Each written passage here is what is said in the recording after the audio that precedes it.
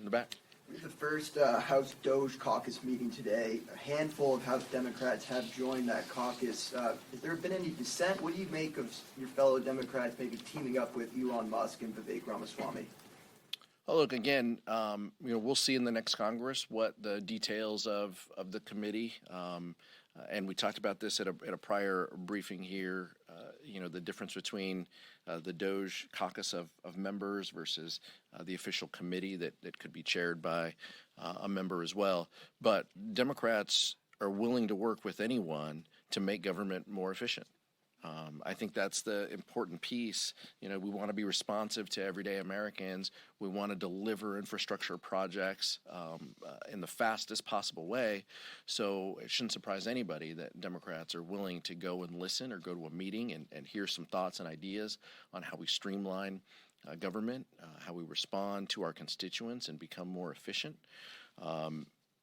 That's what is important. Now, there's a lot of caveats here, and my colleagues have talked about this.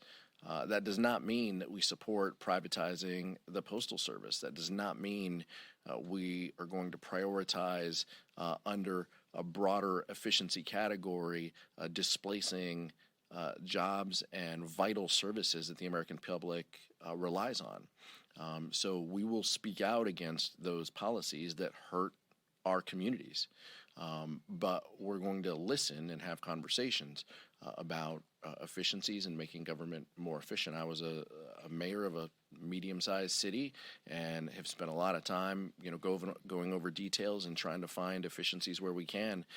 My colleagues behind me have been in government collectively for decades at different levels, and that's who we are and what we stand for, and we're going to continue to do that.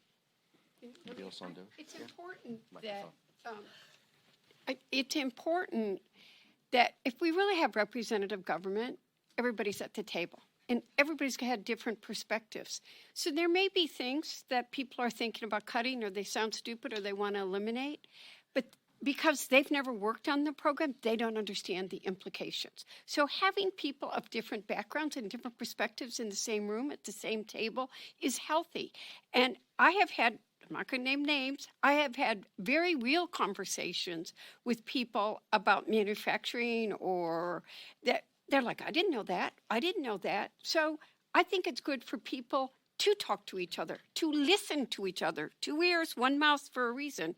And so we should hope that as we go into the next year, tariffs is a good example where I remind my colleagues, tariffs are a tool in the toolbox. We need to listen to each other.